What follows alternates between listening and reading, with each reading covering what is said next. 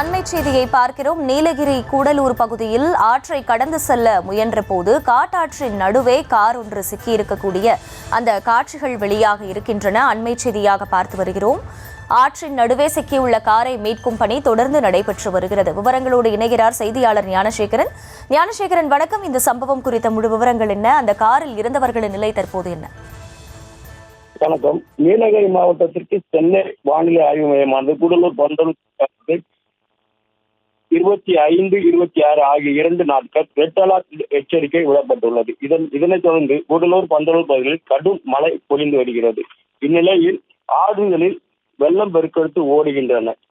இந்த நிலையில்தான் நேற்று இரவு கேரளா மாநிலத்தில் மஞ்சேரி பகுதியைச் சேர்ந்த 3 பேர் ஒரு புதிய வாகனத்தில் கூடலூர் ஆரூட்டுப்பாறை பகுதியை நோக்கி வந்து கொண்டிருந்த பொழுது தர்மகிரி என்ற இடத்தில் ஆற்றில் பாலத்தை கடக்கும் பொழுது கார் நிலை தடுமாறி ஆற்றினுள் விழுந்தது. அப்பொழுது காரில் இருந்தவர்கள்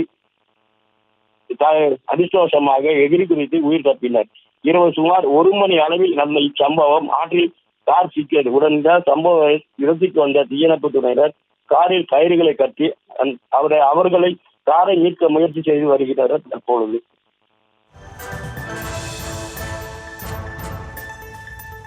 விவரங்களுக்கு நன்றி ஞானசேகர்.